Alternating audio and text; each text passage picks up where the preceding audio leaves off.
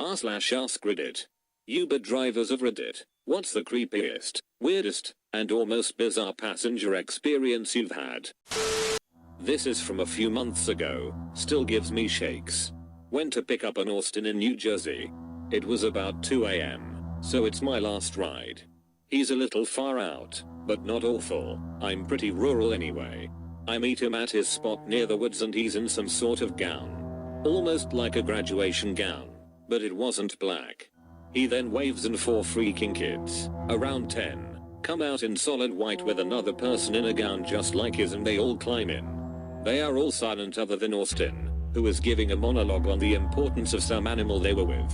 After about 10 minutes, I look back, and I kid you not, every single kid was glaring at me in my rearview mirror. All frickin' 4. Immediately Austin asks to hold the ride and asks for a new drop-off, about 2 minutes away. Pretty confident the other gent in the gown was staring at me too, but I couldn't see his eyes. I tremble and ask him to update the app. He says he won't, as it's a discreet location. I'm shivering and do that trick where you call a friend and let them listen in. I get to the location and they all pile out, except for that Austin guy, who looks at me dead in the eyes, then at my upside down phone, then back at my eyes. He then got out and went into the woods. What the heck, man? 3 AM. Drive up to an old bar. Guy and his friend get in and immediately start laughing. I don't question because I figured they were drunk, and from the smell, stoned too. About halfway to their destination, the guy's friend asked me for my wallet because he left his driver's license in it. I started laughing because that's the stupidest thing I ever heard. My friend a few months prior bought a new wallet and left his old one in my car, so I put a single dollar in it and handed it to him. He hopped out of the car and ran a few feet away before saying, "What the hell, $1? You're broke as hell." About a year ago I was driving a little before midnight and picked up someone in a somewhat rundown part of town. The guy gets in the back, and didn't respond to my greeting. He was wearing a really awkward black coat of some sort which had pink fuzz lined on the shoulders and arms. The first thing I noticed was an absolutely overbearing stench of straight up crap. I started to sniff and cough because it was so powerful and rancid. He began to quietly snicker, and I could see a grin form on his face with the little lights I had in the back of the car. He had a massive nose, and very rubbery features. I said, "Hey man, what's with that smell? It's making me sick." He looked up into the rearview mirror and I could see his eyes were bloodshot. He was staring at me in the mirror with this creepy smile. He softly said, "Just open a window and keep driving." He began digging in his backpack and pulled a phone out, turned the flashlight on and pointed it at his chest. He opened his coat, and I saw what looked like some type of writing and symbols of mud all over his chest. He was holding his phone with one hand and picking this mud off his chest. Then he loudly barked, "Have you ever been to a scat party? If not, then shut your dang mouth." Just then we rolled up to a red light. He cackled loudly and ran out of the car into the woods. I was completely dumbfounded in disbelief. I got out and looked in the back seat, where I found his backpack and this dried crap he had picked off his chest. I opened the backpack and there it was full of crap-covered clothes. I immediately went home, cleaned my car, got super drunk and took a shower trying to forget everything that just happened. I picked up a guy who wouldn't stop talking to himself and kept mentioning he had taken a bunch of unknown pills earlier. He wasn't aware of reality at all and would randomly get angry at me, screaming that I should be telling him jokes and entertaining him since I am his driver. When we were almost to his destination, he opened the door and jumped out of my car while it was still moving. Luckily I was near stopping and only going around 5 miles per hour when he did. He didn't get hurt. Not Uber but Lyft. Around when I first started doing Lyft full time I decided to try the night scene out in a town that had a bunch of bars. Around 12 AM I ended up getting a ride where the pickup took me 20 minutes away to a bad neighborhood. As soon as I get to the apartment complex I call the passenger and tell them I am there because I have a bad feeling about this neighborhood and need to get out ASAP. The passenger answers and tells me they will be right out, which relieves me a little, but I'm still on edge sitting there in my car. Lyft has a 5-minute timer you have to wait before you can no-show the passenger and leave. The timer ends up running out, but I usually wait a little longer and give another call. I call a second time, but someone else answers the phone, this time saying they didn't order a lift. As I hang up, I see two guys in hoodies coming toward my car, and one seems to be reaching in his waistband for something, so I no-show the ride and nope the heck out of there.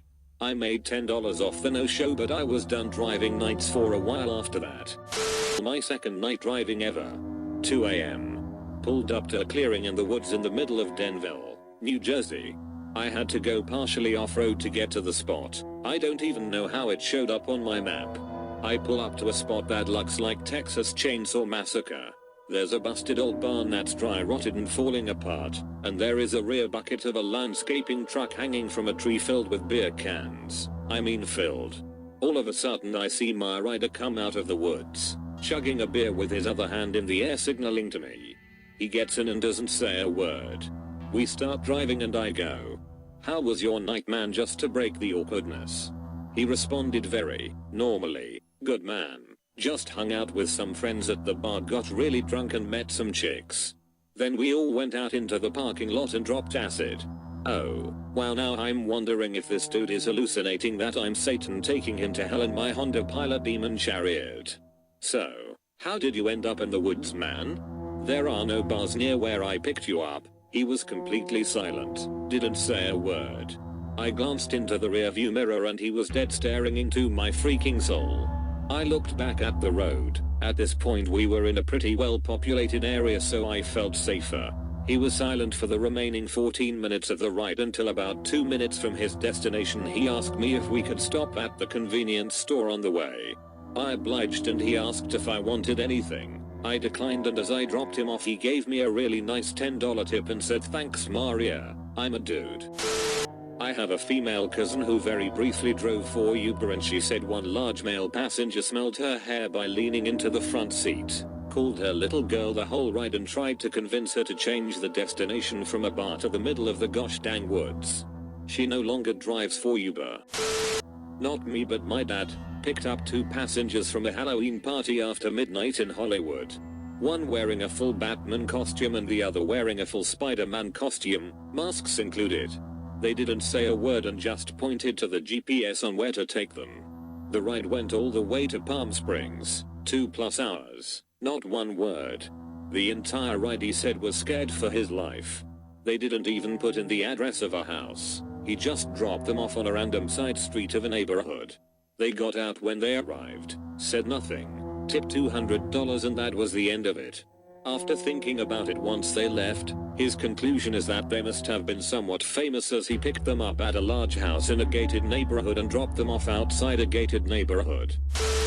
I have a passenger story about Uber. This was the middle of the day. We got in, and the car reeked of weed. The driver started the conversation off by saying how he would never get into a stranger's car, because that is how you get murdered. We laughed and made some jokes, but he continued on and on about how you never know who has an axe in their trunk. We eventually just got quieter and quieter, because he kept bringing up the murder. There were 4 of us, so I wasn't too scared because I figured he wouldn't be able to murder all of us during our 8-minute trip. We arrived safely, and I gave him 0 stars because the car smelled like weed. I was afraid he would find me and murder me if I told on him for the murder stuff, lol. St. Patrick's Day, I get a bunch of drunk college ladies in my car. The 3 in back are cheerful drunks, chatting and laughing. The one riding next to me is motionless. For the first 20 minutes of the trip, this woman doesn't move a muscle. Her phone is on her lap, but she isn't looking at it or touching the screen at all. Having had similar situations before, my concern was that she would revive in a spontaneous shower of vomit. Instead, as we're heading into the downtown tunnel, the aforementioned song pops up on my playlist. Dr. Frankenstein would have killed for the resulting resurrection. The previously motionless young lady gasps loudly, shoots forward in her seat, and eagerly asks me to turn it up.